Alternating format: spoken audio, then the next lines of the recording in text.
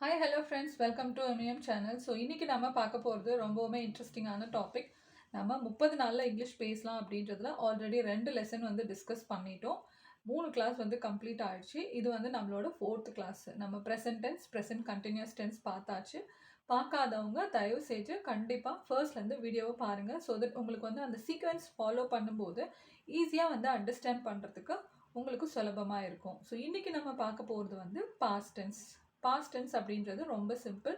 So நிறைய பேர் சொல்லியிருப்பாங்க, வேர்ப் கூட நீங்கள் இடி சேர்த்திங்கன்னா போதும். Yeah, that rule actually applies. That's exactly correct. But still there are many more things we have to discuss. So அதை பற்றி தான் இன்றைக்கி ரொம்ப டீட்டெயிலாக நம்ம பார்க்க போகிறோம். ஓகேங்களா?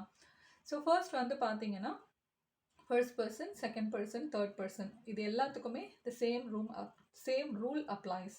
ஃபார் எக்ஸாம்பிள், ஒர்க் இருக்குது அப்படின்னா ஒர்க்ட், பிளேனா பிளேட், குக் அப்படின்னா குக்ட்.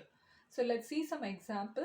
முதல்ல சென்டென்ஸ் எப்படி ஃபார்ம் பண்ணணும் அப்படின்னு சொல்லிட்டு பார்ப்போம். ஸோ இன்னுமே நம்மளுக்கு நல்லா ஹெல்ப்ஃபுல்லாக இருக்கும். சென்டென்ஸ் நம்ம subject, verb and then object அந்த மாதிரி பிரித்து பார்க்கும்போது உங்களுக்கு நீங்கள் ஃப்யூச்சரில் சென்டென்ஸ் ஃபார்ம் பண்ணும்போது அதே சீக்வன்ஸை நீங்கள் ஃபாலோ பண்ணுங்கள். ஓகேங்களா? ஸோ ஒரு example sentence. For example, I played cricket. Okay, so இதில் ஐ சப்ஜெக்டு, ப்ளே ஆக்ஷன் வேர்பு. நீங்கள் அது கூட இடி சேர்க்குறீங்க, அவ்வளோதான். ஐ பிளேட் கிரிக்கெட், ஆப்ஜெக்ட், அவ்வளோதான், முடிஞ்சிருச்சு. Very very simple. நம்ம ப்ரெசன்ட் டென்ஸ்க்கு எப்படி பார்த்தோமோ அதே தான். Subject, verb and then object.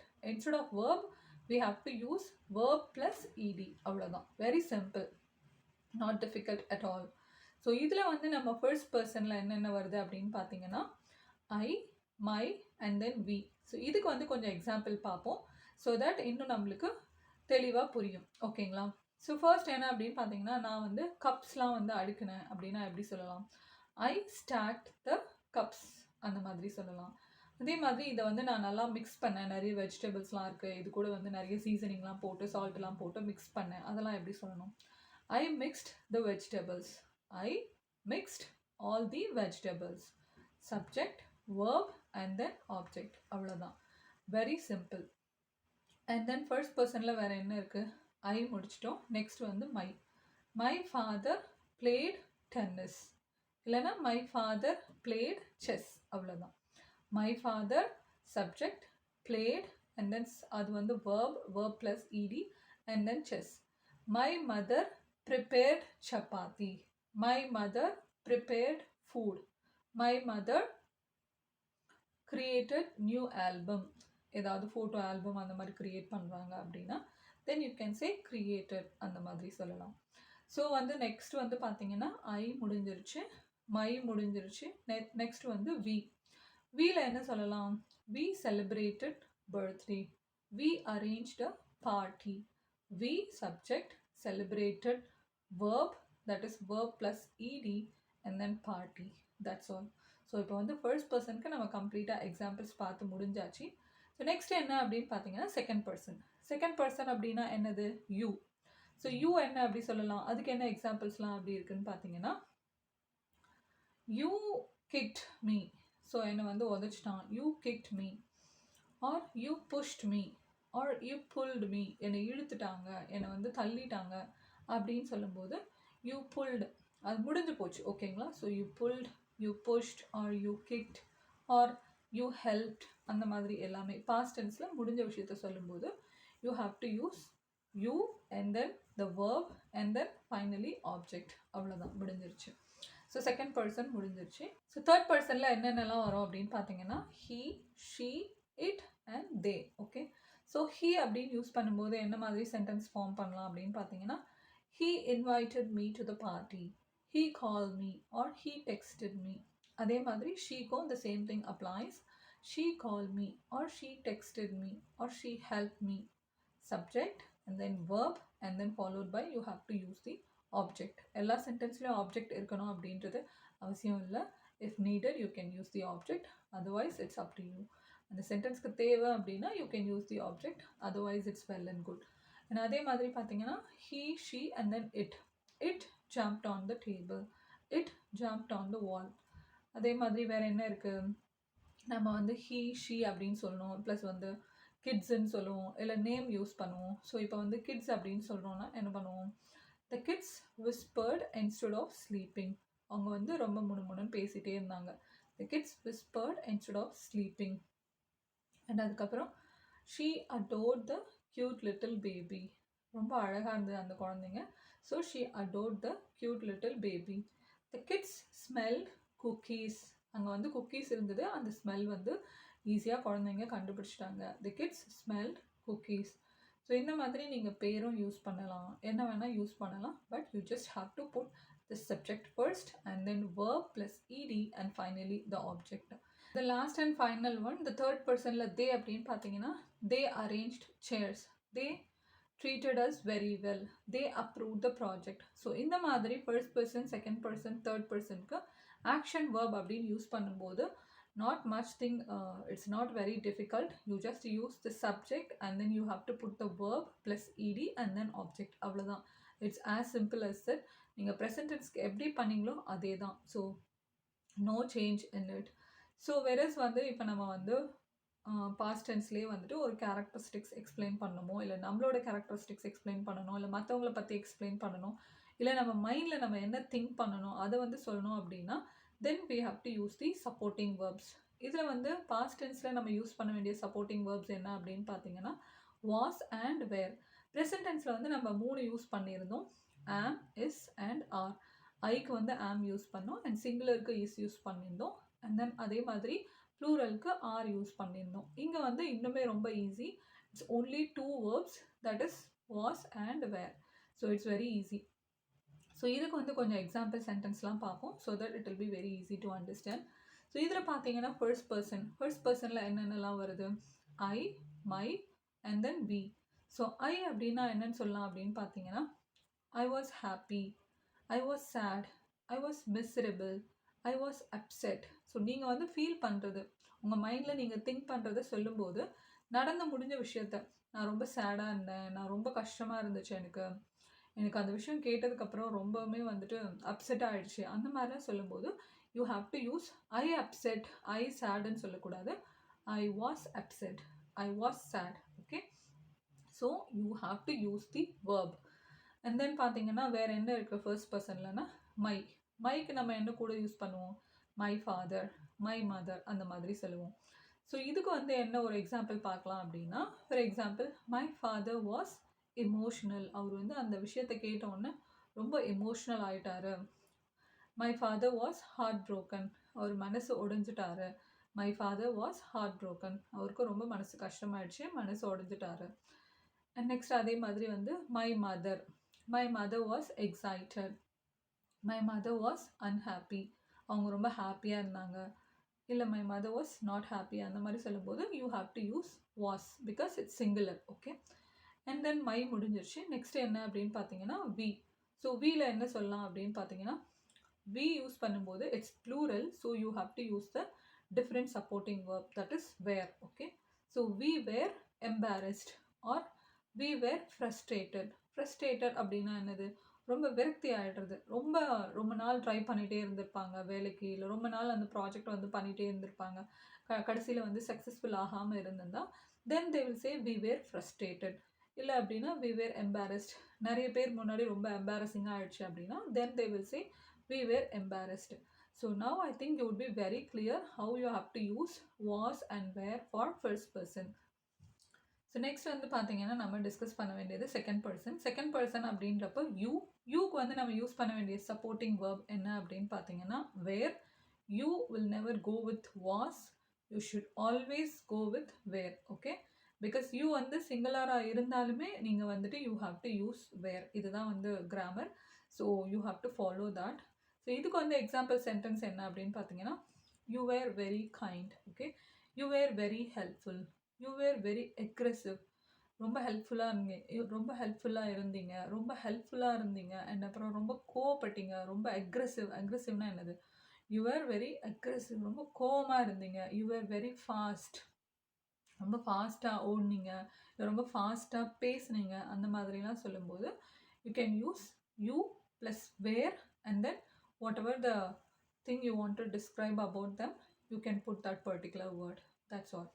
So next என்னன்னு பார்த்தீங்கன்னா தேர்ட் பர்சன். தேர்ட் பர்சனில் he, she, it and they and then names use பண்ணணும் அப்படின்னா நீங்கள் நேம்ஸ் யூஸ் பண்ணிக்கலாம். ஸோ he அப்படின்னும் போது நம்ம என்ன எக்ஸாம்பிள் பார்க்கலான்னு பார்த்தீங்கன்னா he was a doctor, அவர் டாக்டராக இருந்தார் அப்படின்றப்போ you have to say he was a doctor and then he was a nurse. அதே மாதிரி she was a pilot or she was a teacher.